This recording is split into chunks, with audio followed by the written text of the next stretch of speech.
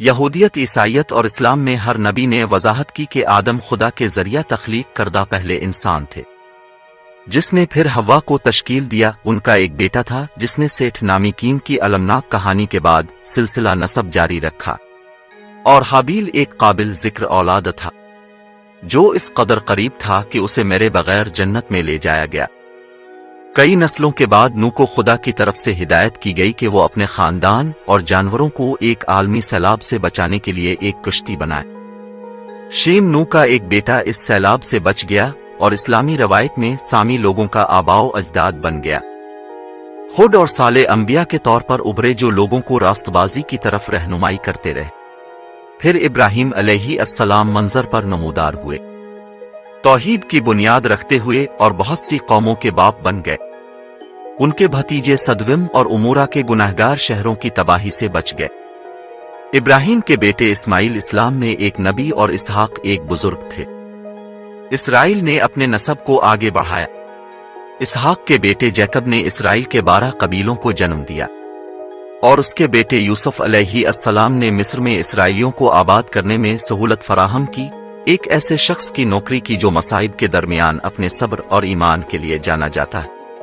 موسیٰ علیہ السلام دوسری اہم شخصیات ہے۔ موسیٰ نے بنی اسرائیل کو مصر سے نکال کر 10 احکام حاصل کیے۔ ہارون ان کے ترجمان تھے، اور ان کی موت کے بعد اسرائیل کے پہلے اعلیٰ پادری جوشوا نے وعدہ کیا ہوا زمین میں اسرائیلیوں کی قیادت کرنے کا عہدہ سنبھالا۔ سمول ایک نبی، جج اور اسرائیل کے بادشاہ بنانے والے نے اسرائیل کے پہلے 2 بادشاہوں کو مسح کیا۔ ساؤل اور ڈیوڈ کے بیٹے سلیمان نے یروشلم میں پہلا ہیکل تعمیر کیا، جس میں انبیاء کی جانشینی شامل تھی، جس میں الفالا شامل تھے جنہوں نے معجزات دکھائے اور بت پرستی کی مخالفت کی، اور الیشا جنہوں نے الفالا کی روح کا دوہرا حصہ حاصل کیا اور بنی اسرائیل کی رہنمائی کی۔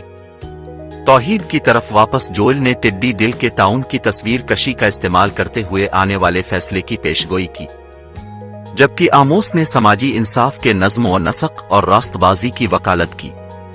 یونس علیہ السلام نے نینوا کے لوگوں کو توبہ کا ایک طاقتور پیغام دیا، جس پر انہوں نے دھیان دیا، اور ہوزیا نے انسانی کفر کے باوجود خدا کی وفادار محبت کا مظاہرہ کیا۔ ساعتی پیشن گوئی اسرائیل کی جلاوطنی اور خدا کی رحمت کی وجہ سے مستقبل کی بحالی کے بارے میں بتایا۔ اسی دوران میکا نے پیشین گوئی کی کہ مسیحا بیت لحم میں اپنے سٹاک میں پیدا ہوگا، اور قوی پیشین گوئی میں نینوا کے آنے والے زوال کی پیشین گوئی کی گئی تھی، اور صفنیہ نے یروشلم کے زوال کے دوران خداوند کے دن کی پیشین گوئی کی تھی۔ ایک اہم نبی جس نے شہر کی تباہی اور اس کی بحالی کے بارے میں پیشین گوئی کی۔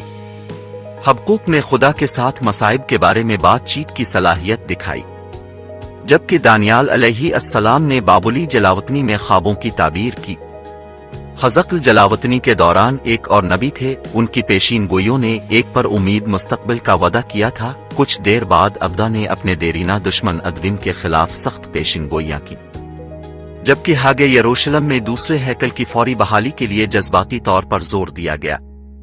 زکریا عبرانی نبی نے اسرائیل کی واپسی اور ہیکل ملکی کی تعمیر نو کی حوصلہ افزائی کی، جو عہد نامہ قدیم کے آخری پیغمبر نے بین عہد نامے کے دور کی طرف رہنمائی کی۔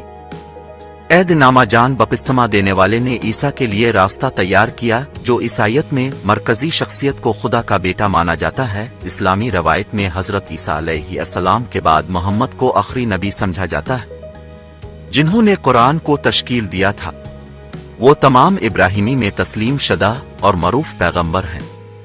مذاہب بس ابھی کے لیے اور بھی بہت سی دلچسپ ویڈیوز ہوں گی، سبسکرائب کرنا نہ بھولیں تاکہ آپ اسے یاد نہ کریں۔